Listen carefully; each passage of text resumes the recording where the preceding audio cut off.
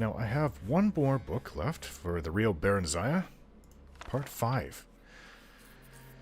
As Symmachus had predicted, the theft of the Staff of Chaos had few short-term consequences. The current emperor, Uriel Septim, sent some rather stiff messages expressing shock and displeasure at the staff's disappearance and urging Symmachus to make every effort to locate its whereabouts and communicate developments to the newly appointed imperial battle mage Jagar Tharn, in whose hands the matter had been placed.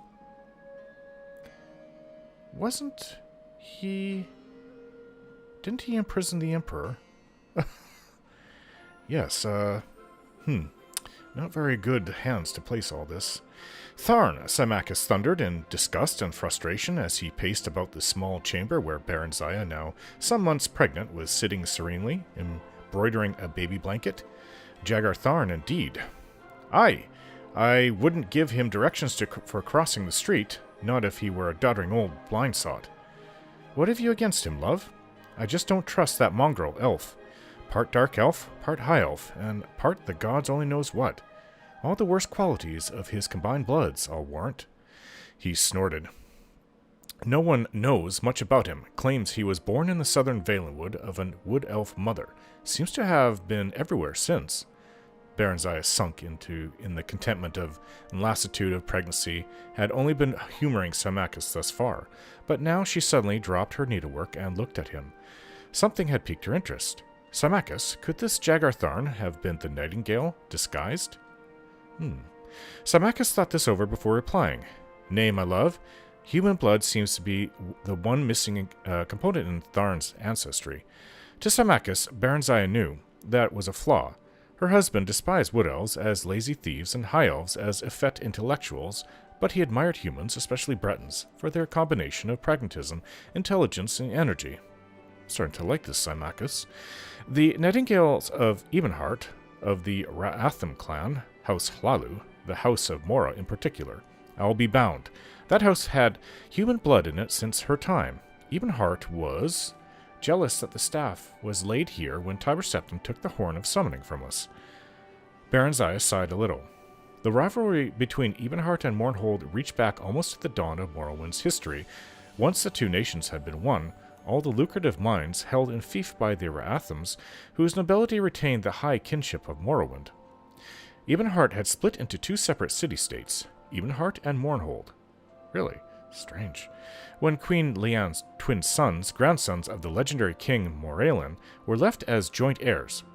At about the same time, the office of High King was vacated in favor of a temporary war leader to be named by a council in times of provincial emergency.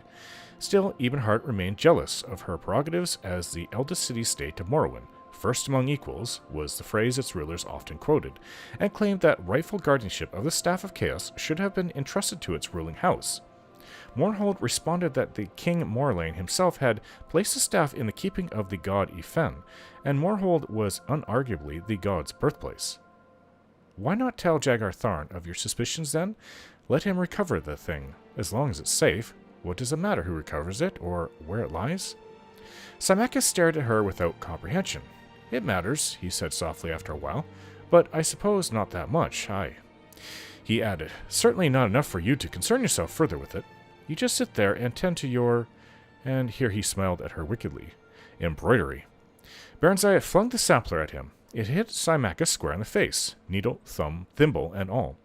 In a few more months, Barenziah gave birth to a fine son, whom they named Helseth. Nothing more was heard of the Staff of Chaos or the Nightingale. If Ebenhart had the staff in its possessions, they certainly did not boast of it. The years passed swiftly and happily. Helseth grew tall and strong. He was much like his father, whom he worshipped. When Helseth was 8 years old, Barenziah bore a second child, a daughter, to Symmachus's lasting delight. Helseth was his pride, but little Morgaia, named for Symmachus's mother, held his heart. Sadly, the birth of Morgaia was not the harbinger of better times ahead. Relations with the Empire slowly deteriorated for no apparent reason. Taxes were raised and quotas increased with each passing year. Symmachus felt that the Emperor suspected him of having had a hand in the staff's disappearance and sought to prove his loyalty by making every effort to comply with the escalating demands. He lengthened working hours and raised tariffs, and even made up some of the difference from both the royal exchequer and their own private holdings. But the levies multiplied, and the commoners and nobles alike began to complain. It was an ominous rumble. "I want you to take the children and journey to the imperial city," Symmachus said at last in desperation one evening after dinner. "You must make the emperor listen, else all Mournhold will be up in revolt come spring." He grinned forcibly. "You have a way with men, love. You always did." Barenziah forced a smile of her own. "Even with you, I take it." "Yes, especially with me," he acknowledged, amiably. "Both children?" Barenziah looked over towards a corner window where Helseth was strumming a lute and crooning a duet with his little sister. Helseth was 15 by then, Morgaya 8. They might soften his heart. Besides, it's high time Helseth was presented before the imperial court. "Perhaps, but that's not your true reason." Barenziah took a deep breath and grasped a nettle. "You don't think you can keep them safe here. If that's the case, then you're not safe here either. Come with us," she urged. He took her hands in his. "Barenziah, my love, heart of my heart, if I leave now, there'll be nothing for us to return to. Don't worry about me. I'll be all right. I can take care of myself, and I can do it better if I'm not worrying about you or the children." Barenziah laid her head against his chest. "Just remember that we need you. I need you. We can do without the rest of it if we have each other. Empty hands and empty bellies are easier to bear than an empty heart." She started to cry, thinking of the nightingale and that sordid business with the staff. "My foolishness has brought us to this pass." He smiled at her tenderly. "If so, 'tis not so bad a place to be." His eyes rested indulgently on their children. "None of us shall ever go without or want for anything. Ever. Ever, my love, I promise you. I cost you everything once. Barenziah, I and Tiber Septim, I. Without my aid, the empire would never have begun. I helped its rise." His voice hardened. "I can bring about its fall. You may tell Uriel Septim that, and that my patience is not infinite." Barenziah gasped. Symmachus was not given to empty threats. She'd no more imagined that he would ever turn against the empire than that old house wolf lying by the grate would turn on her. "How?" she demanded breathlessly, but he shook his head. "Better that you not know," he said. "Just tell him what I told you, should he prove recalcitrant, and do not fear. He's septim enough that he will not take it out on the messenger." He smiled grimly.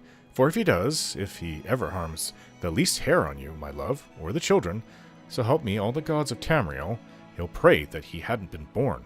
Aye, I'll hunt him down and his entire family, and I won't rest until the last septim is dead."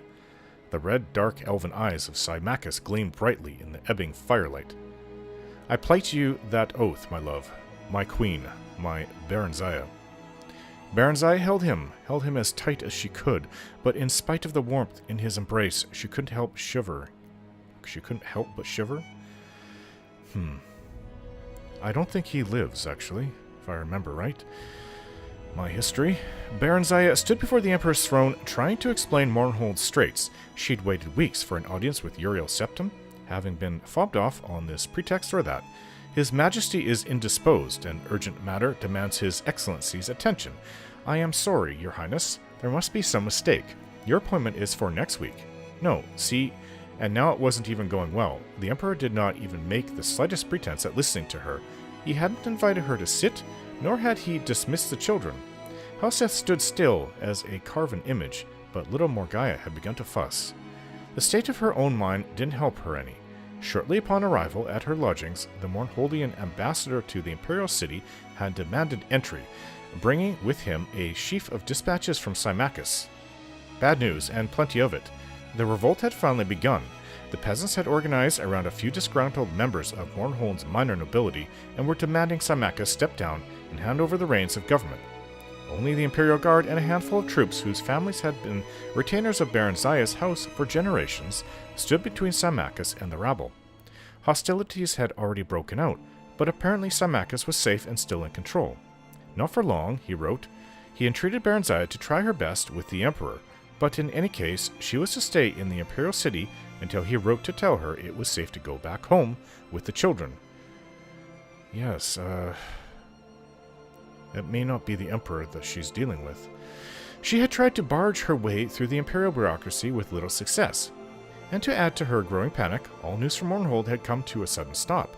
Tottering between rage at the Emperor's numerous major domos and fear of the fate awaiting her and her family, the weeks had passed by tensely, agonizingly, remorselessly. Then one day, the Mournholdian ambassador came calling to tell her she should expect news from Symmachus the following night at the latest, not through the regular channels, but by Nighthawk. Seemingly by the same stroke of luck, she was informed that same day by a clerk from the imperial court that Uriel Septim had finally consented to grant her an audience early on the morrow. The Emperor had greeted the three of them when they came into the audience chamber with a too bright smile of welcome that nonetheless didn't reach his eyes.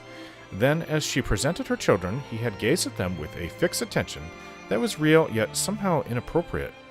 Barenziah had been dealing with humans for nearly 500 years now and had developed the skill of reading their expressions and movements that was far beyond what any human could ever perceive. Try as the Emperor might to conceal it, there was hunger in his eyes, and something else. Regret? Yes, regret. But why? He had several fine children of his own. Why covet hers? And why look at her with such a vicious, however brief, yearning? Perhaps he had tired of his consort. Humans were notoriously, though predictably, inconstant. After that one long burning glance, his gaze had shifted away as she began to speak of her mission and the violence that had erupted in Mournhold. He sat still as stone throughout her entire account. Puzzled at his inertia and vexed no end, Barenziah stared into the pale, set face, looking for some trace of the Septim she'd known in the past. This isn't the same Uriel Septim. Is this not the last Emperor? The first Uriel Septim must have died if she was 500 years old now. This must have been it could be Uriel Septim the 7th, the one that died right in front of me. But I think Jagar Thon had imprisoned him for 10 years, did he not? This could have been Jagar Thon. She didn't know Uriel Septim well, having met him once when he was still a child, and then again at his coronation 20 years later. Twice, that was all. He'd been a stern and dignified presence at the ceremony, even as a young adult, yet not icily remote as this more mature man was. In fact, despite the physical resemblance, he didn't seem to be the same man at all. Not the same, yet something about him was familiar to her. More familiar than it should be. Some trick of posture or gesture.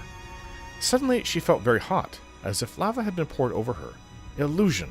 She had studied the arts of illusion well since the nightingale had deceived her so badly. She had learned to detect it. And she felt it now, as certainly as a blind man could feel the sun on his face.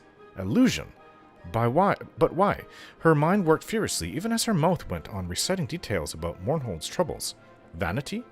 Humans were oft as ashamed at the signs of aging as elves were proud to exhibit them. Yet the face of Uriel Septim wore seemed consistent with his age. Barenziah dared use none of her own magic. Even petty nobles had means of detecting magicka, if not actually shielding themselves from its effects within their own halls. The use of sorcery here would bring down the Emperor's wrath as surely as drawing a dagger would. Magic. Illusion. Suddenly she was brought to mind of the nightingale, and then he was sitting before her. Then the vision changed, and it was Uriel Septim. He looked sad, trapped, and then the vision faded once more, and another man sat in his place, like the nightingale, and yet unlike. Pale skin, bloodshot eyes, elven ears, and about him a fierce glow of concentrated malice, an aura of eldritch energy, a horrible, destructive shimmer. This man was capable of anything. And then once again she was looking into the face of Uriel Septim. How could she be sure she wasn't imagining things? Perhaps her mind was playing tricks on her. She felt a sudden vast weariness, as if she'd been carrying a heavy burden too long and too far. She decided to abandon her earnest narrative of Mournhold's ills, as it was quite plainly getting her nowhere, and switch back to pleasantry. Pleasantry, however, with a hidden agenda. Do you remember, sire, Symmachus and I had dinner with your family shortly after your father's coronation? You are no older than tiny Morgaya here. We were greatly honored to be the only guests that evening, except for your best friend Justin, of course. Ah, yes, the Emperor said, smiling cautiously, very cautiously. I do believe I recall that. You and Justin were such friends, your majesty. I was told he died not long after. A great pity. Indeed, I still do not like to speak of him. His eyes turned blank, or blanker, if it had been possible. As for your request, milady, we shall take it under advisement and let you know. Barenziah bowed, as did the children. A nod from the Emperor dismissed them, and they backed away from the imperial presence. She took a deep breath when they emerged from the throne room. Justin had been an imaginary playmate, although young Uriel had insisted a place be set for Justin at every meal. Not only that, Justin, despite the boyish name, had been a girl. Symmachus had kept up the joke long after she had gone, the way of imaginary childhood friends. Inquiring after Justin's health whenever he and Uriel met, and being responded to in a mock-serious fashion. The last Barenziah had heard of Justin several years ago. The Emperor had evidently joked elaborately to Symmachus that she had met an adventurous, though incorrigible Khajiit youth, married him, and settled down in Lilandril to raise fire, ferns, and mugworts. The man sitting on the Emperor's divan was not Uriel Septim, the Nightingale. Could it be? Yes. Yes. A chord of recognition rang through her, and Barenziah knew she was right. It was him. It was. The Nightingale, masquerading as the Emperor. Symmachus had been wrong. So wrong. What now, she wondered frantically? What had become of Uriel Septim? And, more to the point, what did it mean for her and Symmachus and all of Mournhold? Thinking back, Barenziah guessed that their troubles were due to this false emperor, this Nightingale-spawned glamour, or whatever he really was. He must have taken Uriel Septim's place shortly before the unreasonable demands on Mournhold had begun. That would explain why relations had deteriorated for so long, as humans reckon time, long after her disapproved liaison with Tiber Septim. The Nightingale knew of Symmachus's famed loyalty to and knowledge of the Septim House, and was effecting a preemptive strike. If that were the case, they were all in terrible danger. She and the children were in his power here in the imperial city, and Symmachus was left alone to deal with troubles of the Nightingale's brewing in Mournhold. What must she do? Barenziah impelled the children ahead of her, a hand on each shoulder, trying to stay cool, collected, her ladies-in-waiting and personal knights escort trailing behind. Finally, they reached their waiting carriage. Even though their suite of rooms was only a few blocks from the palace, royal dignity forbade travel on foot for even short distances, and for once, Barenziah was glad of it. The carriage seemed a kind of refuge now, false as she knew the feeling must be. A boy dashed up to one of the guards and handed him a scroll, then pointed towards the carriage. The guard brought it to her. The boy waited, eyes wide, shining.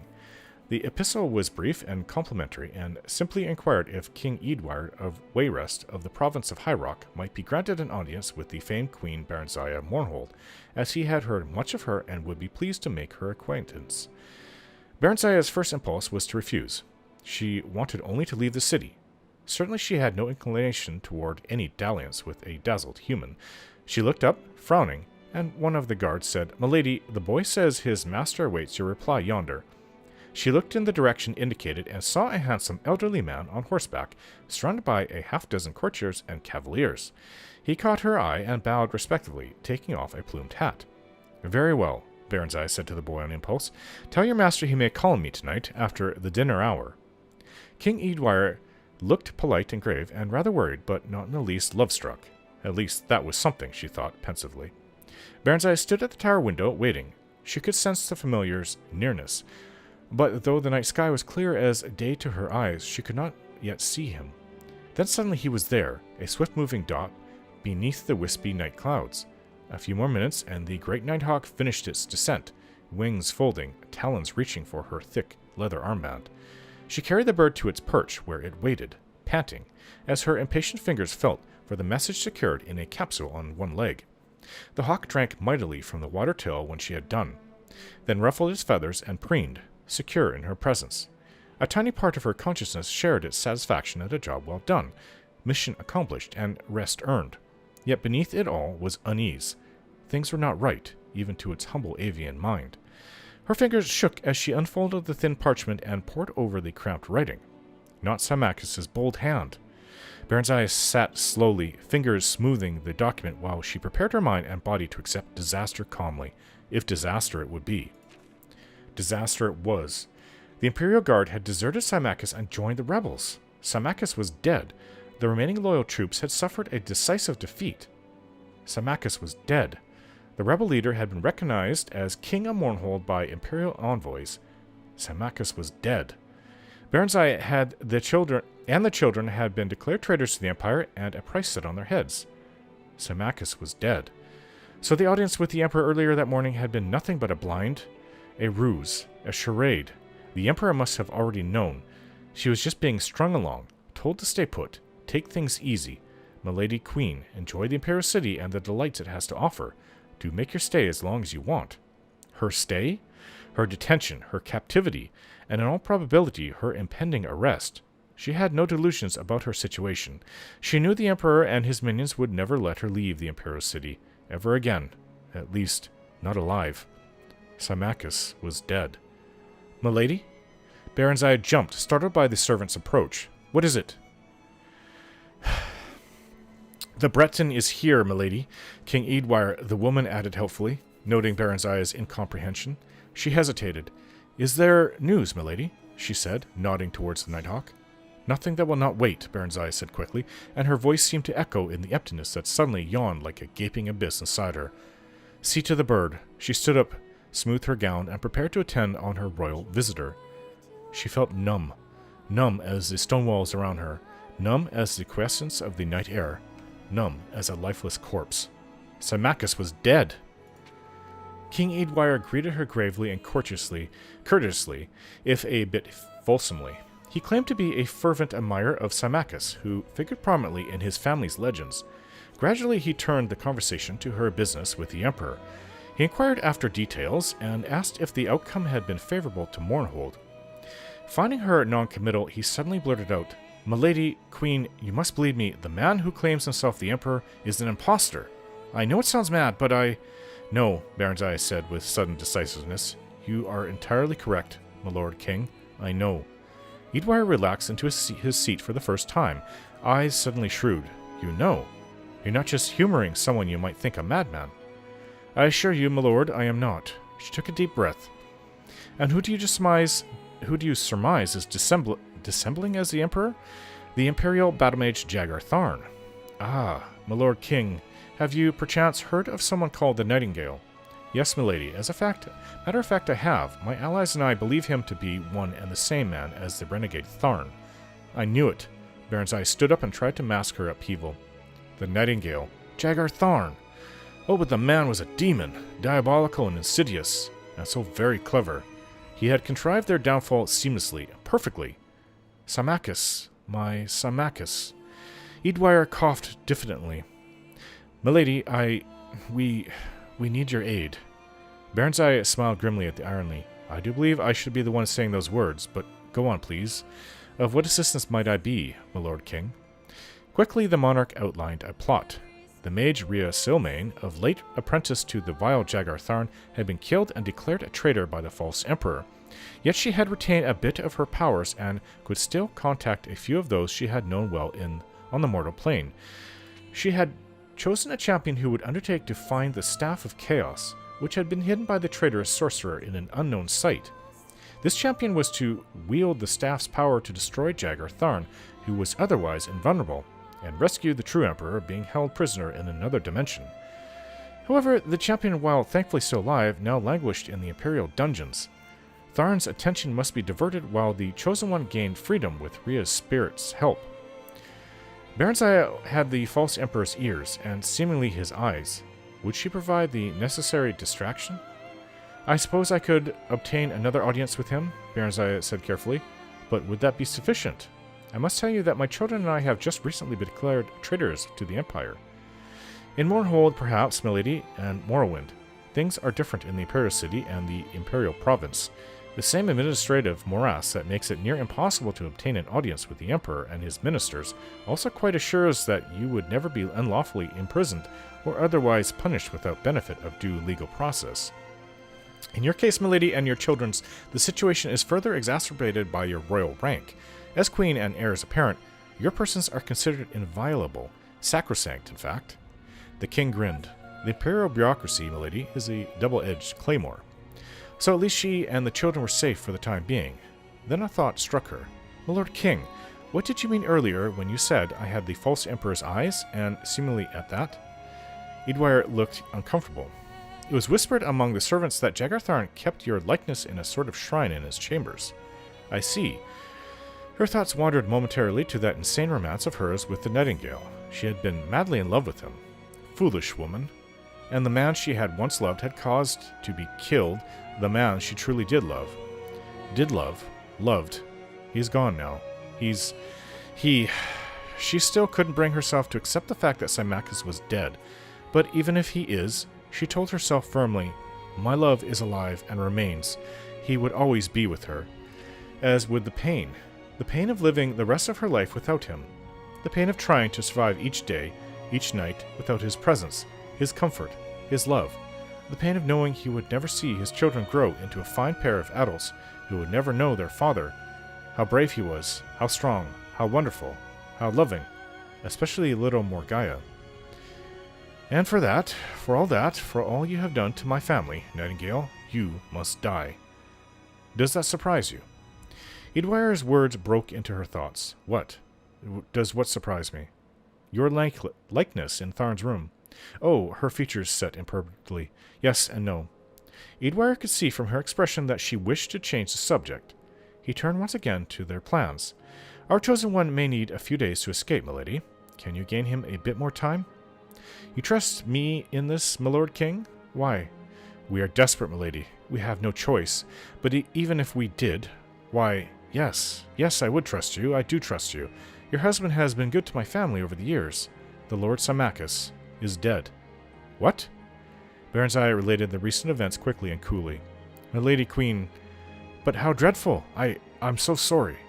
For the first time, Barenziah's glacial poise was shaken. In the face of sympathy, she felt her outward calm start to crumble. She gathered her composure and willed herself to stillness. Under the circumstances, milady, we can hardly ask, nay, good my lord, under the circumstances I must do what I may to avenge myself upon the murderer of my children's father. A single tear escaped the fortress of her eyes. She brushed it away impatiently. In return, I ask only that you protect my orphan children as you may. Edwire drew himself up. His eyes shone. Willingly do I pledge, most brave and noble queen, the gods of our beloved land, indeed Tamriel itself, be my witnesses. His words touched her absurdly, yet profoundly. I thank you from my heart and my soul, good my lord, King Edwire. You have mine and my children's everlasting gratitude. She broke down. She did not sleep that night, but sat in a chair beside her bed, hands folded in her lap, thinking deep and long into the waxing and waning of the darkness. She would not tell the children. Not yet. Not until she must. She had no need to seek another audience with the Emperor. A summons arrived at first light. She told the children she expected to be gone a few days, bade them give the servants no trouble, and kissed them good-bye. Morgaya whimpered a bit. She was bored and lonely in the Imperial City. Helseth looked dour, but said nothing. He was very like his father. At the Imperial Palace, Barenziah was escorted not into the great audience hall, but to a small parlor where the Emperor sat at a solitary breakfast.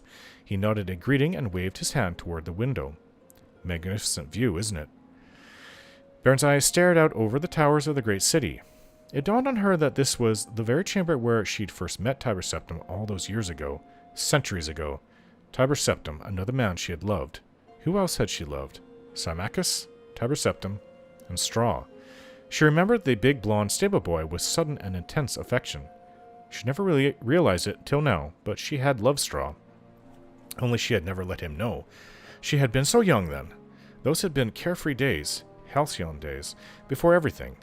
Before all this. Before him. Not Symmachus, the Nightingale. She was shocked in spite of herself. The man could still affect her, even now, even after all that had happened. A strong wave of inchoate emotion swept over her.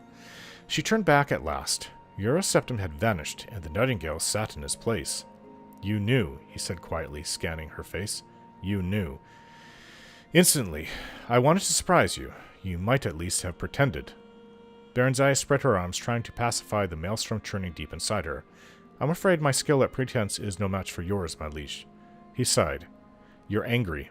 Just a little, I must admit, she said icily. I don't know about you, but I find betrayal a trifle offensive. How human of you. She took a deep breath. What do you want of me? Now you are pretending. He stood up to face her directly. You know what I want of you. You want to torment me? Go ahead, I'm in your power, but leave my children alone. No, no, no, I don't want that at all, Barenziah. He came near, speaking low in the old caressing voice that had sent shivers cascading through her body. The same voice that was doing the same thing to her here and now. Don't you see? This is the only way. His hand closed on her arms. She felt her resolve fading, her disgust at him weakening. You could have taken me with you. Unbidden tears gathered in her eyes. He shook his head. I didn't have the power. But now I have it all. Mine to have, mine to share, mine to give to you. He once more waved his hand toward the window in the city beyond. All Tamriel is mine to lay at your feet, and that is only the beginning. It's too late. Too late. You left me to him. He's dead. The peasant's dead. A scant few years. What do they matter? The children can be adopted by me, and we'll have others together, Barenziah. Oh, and what children they'll be! What things we shall pass on to them! Your beauty and my magic. I have powers you haven't even dreamed of. Not in your most untamed imaginings. He moved to kiss her. She slipped the grasp and turned away. I don't believe you. You do. You know. You're still angry, that's all. He smiled, but it didn't reach his eyes. Tell me what you want, Barenziah. Barenziah, my beloved. Tell me, it shall be yours. Her whole life flashed in front of her. The past, the present, and the future still to come. Different times, different lives, different Barenziahs. Which one was the real one? Which one was the real Barenziah? For by that choice she would determine the shape of her fate. She made it, she knew. She knew who the real Barenziah was and what she wanted. A walk in the garden, my liege, she said. A song or two, perhaps. The nightingale laughed. You want to be courted. And why not? You do it so well. It's been long, besides, since I've had the pleasure. He smiled. As you wish, my lady, Queen Barenziah. Your wish is my command. He took her hand and kissed it, now and forever. And so they spent their days in courtship, walking, talking, singing, and laughing together, while the Empire's business was left to subordinates. I'd like to see the staff, Barenziah said idly one day. I only had a glimpse of it, you'll recall. He frowned. Nothing would give me greater pleasure. Heart's delight, but that would be impossible. You don't trust me, Barenziah pouted, but softened her lips when he leaned over for a kiss. Nonsense, love. Of course I do. But it isn't here. He chuckled. In fact, it isn't anywhere. He kissed her again, more passionately this time. You're talking in riddles again. I want to see it. You could have destroyed it. You couldn't have destroyed it. But you've gained in wisdom since we last met. You inspired my hunger for knowledge somewhat. She stood up. The Staff of Chaos can't be destroyed, and it can't be removed from Tamriel, not without the direst consequences to the land itself. You impress me, my love. All true. It is not destroyed, and it is not removed from Tamriel. And yet, as I said, it isn't anywhere. Can you solve the puzzle? He pulled her to him, and she leaned into his embrace. Here's a greater riddle still, he whispered. How does one make one of two? That I can and will show you. Their bodies merged. Limbs tangled together. Later, when they had drawn a bit apart, and he lay dozing, she thought sleepily, 1 of 2, 2 of 1, 3 of 2, 2 of 3. What cannot be destroyed or banished might be split apart, perhaps. She stood up, eyes blazing. She started to smile. The nightingale kept a journal. He scribbled entries onto it every night after quick reports from underlings. It was locked in a bureau, but the lock was a simple one. She had, after all, been a member of the Thieves' Guild in a past life, another Barenziah. One morning, Barenziah managed to sneak a quick look at it while he was occupied at the toilet. She discovered that the first piece of the Staff of Chaos was hidden in an ancient dwarvish mine called Fang Lair, although its location was given only in the vaguest of terms. The diary was crammed with jotted events in an odd shorthand and was very hard to decipher. All Tamriel, she thought, in his hands and mine, and more perhaps, and yet... For all his exterior charm, there was a cold emptiness where his heart should have been, a vacuum of which he was quite unaware, she thought. One could glimpse it now and then, when his eyes would go blank and hard, and yet, though he had a different concept of it, he yearned for happiness too, and contentment. Peasant dreams, Barenziah thought, and straw flashed before her eyes again, looking lost and sad, and then Theris, with a feline Khajiit smile. Tiber Septim, powerful and lonely, Symmachus, stolid Symmachus, who did what ought to be done, quietly and efficiently. The nightingale. The nightingale, a riddle and a certainty, both the darkness and the light. the Nightingale, who would rule all and more and spread chaos in the name of order. Barenziah got reluctant leave from him to visit her children, who had yet to be told of their father's death, and of the Emperor's offer of protection. She finally did, and it wasn't easy. Morgaya clung to her for what seemed an era, sobbing wretchedly, while Helseth ran off into the garden to be alone, afterward refusing all her attempts to speak to him on the subject of his father, or even to let her hold him to her breast. Eadwire called on her while she was there. She told him what she had discovered so far, explaining that she must remain a while yet and learn more as she could. The Nightingale teased her about her elderly admirer. He was quite unaware of Eadwire's suspicion, but he wasn't the least bit perturbed, for no one took the old fool seriously. Barenziah even managed to arrange a reconciliation of sorts between them. Eadwire publicly recanted his misgivings, and his old friend, the Emperor, forgave him. He was afterward invited to dine with them at least once a week. The children liked Eadwire, even Helseth, who disapproved of his mother's liaison with the Emperor and consequently detested him. He had become surly and temperamental as the days passed, and frequently quarreled with both his mother and her lover. Eadwire was not happy with the affair either, and the Nightingale took great delight at times in openly displaying his affection for Barenziah just to nettle the old man. They could not marry, of course, for Euroseptim was already married, at least, not yet. The Nightingale had exiled the Empress shortly after taking the Emperor's place, but had not dared harm her. She was given sanctuary by the Temple of the One.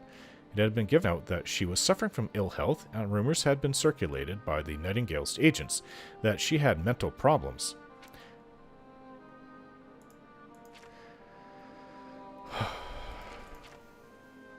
The Emperor's children had likewise been dispatched to various prisons all across Tamriel, disguised as schools.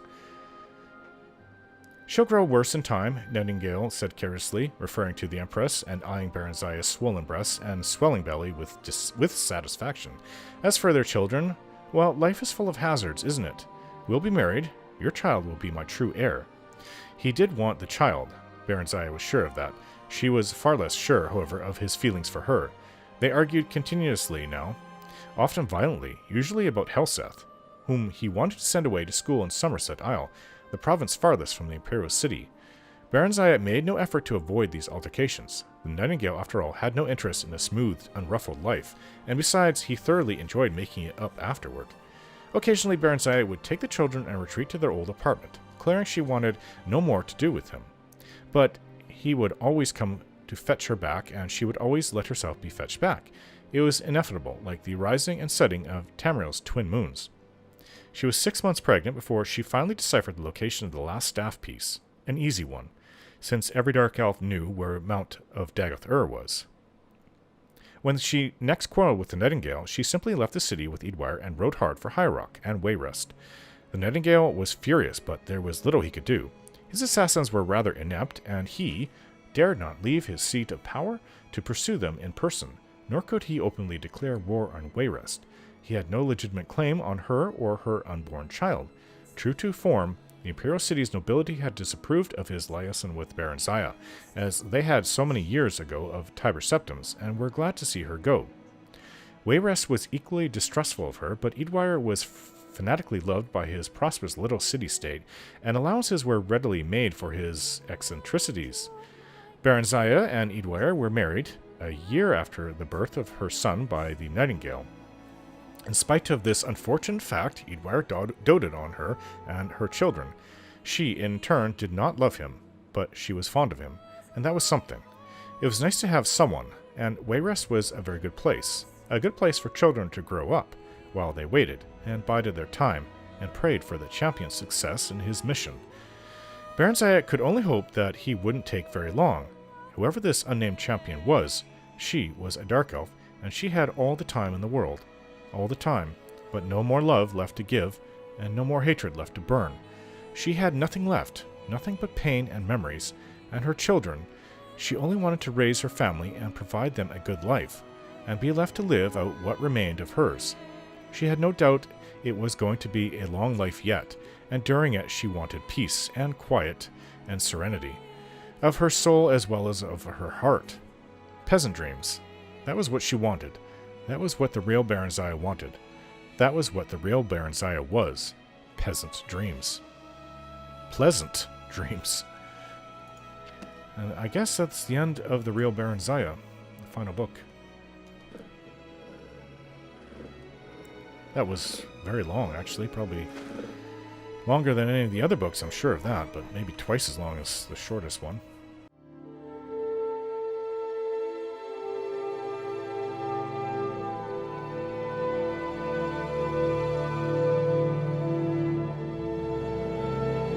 Don't forget to like, share, and subscribe.